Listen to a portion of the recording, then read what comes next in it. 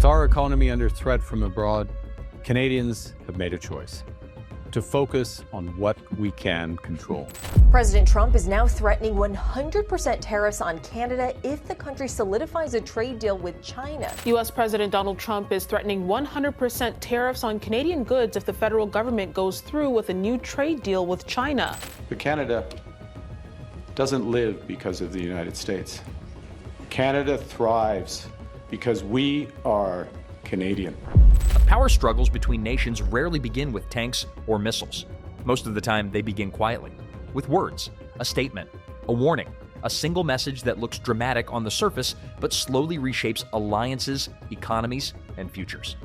This story began with one such warning, delivered not through diplomacy, but through a public threat that instantly sent shockwaves across North America. On a quiet Saturday, U.S. President Donald Trump issued one of his most aggressive trade threats yet. This time, the target was not China directly, but America's closest ally and neighbor, Canada. Trump warned that if Canada made a trade deal with China, the United States would respond with a crushing 100% tariff on all Canadian goods entering the American market. It was not framed as negotiation or concern. It was framed as punishment. Trump made the warning public on Truth Social, using language that left little room for interpretation.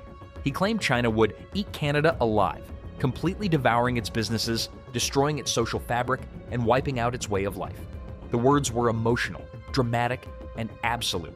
Within minutes, the message spread across newsrooms, financial markets, and political circles on both sides of the border. The timing of the threat made it even more explosive. Canada, under Prime Minister Mark Carney, had recently taken visible steps toward repairing and expanding its economic relationship with China. During a visit to Beijing, Carney described China as a reliable and predictable partner, a phrase that immediately raised alarms in Washington. Soon after, at the World Economic Forum in Davos, Carney encouraged European leaders to seek investment from the world's second-largest economy. For Trump, those comments signaled something far more serious than routine diplomacy. From the White House perspective, the concern was not just trade, it was strategy. Trump accused Canada of potentially allowing China to use it as a gateway into the United States. He warned that Canada could become a drop-off port for Chinese goods, enabling Beijing to bypass American tariffs by rerouting products through Canadian supply chains. Trump made it clear he would not allow that to happen. He warned that if Canada attempted such a move, the response would be immediate and severe. A 100% tariff would instantly double the cost of Canadian exports, making them uncompetitive in their largest and most important market. For Canada, this was not an empty threat. The United States is by far Canada's biggest trading partner. Every day, billions of dollars worth of goods cross the border: vehicles, energy, agricultural products, machinery, and industrial components. A tariff of that scale would ripple through the entire Canadian economy. But Ottawa did not stay silent for long. Within hours, Prime Minister Mark Carney responded, pushing back against Trump's claims and attempting to calm rising tensions. Speaking from Toronto, Carney said Canada has no intention of pursuing a free trade agreement with China.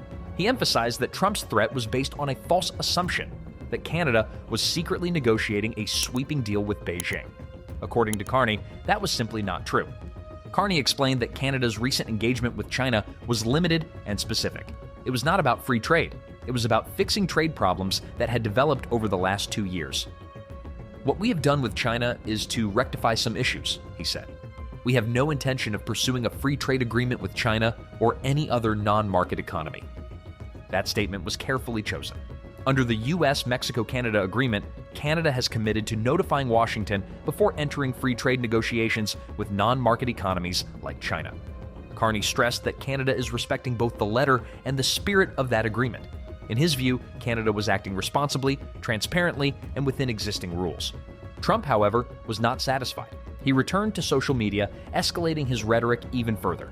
He claimed China was successfully and completely taking over the once great country of Canada, adding a sarcastic remark that he hoped China would at least leave ice hockey alone. The joke masked a serious accusation that Canada was losing control of its economic future and allowing Beijing to expand its influence unchecked.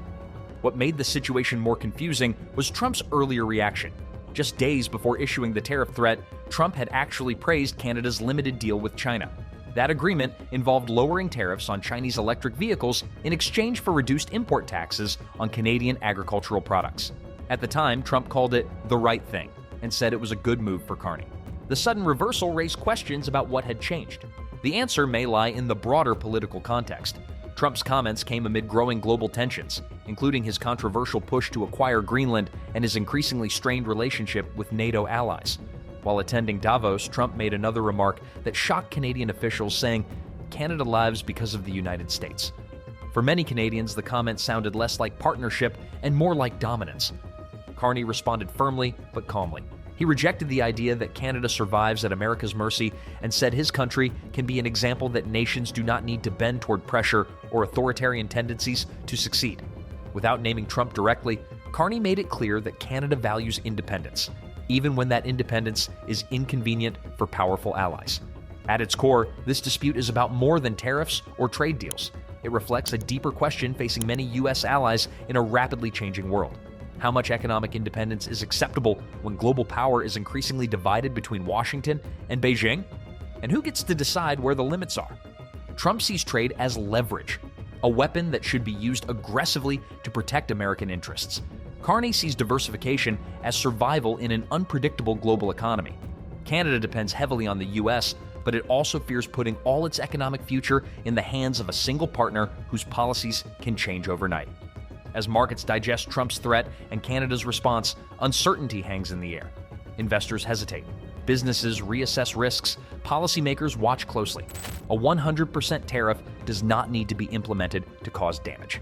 The threat alone is enough to shake confidence.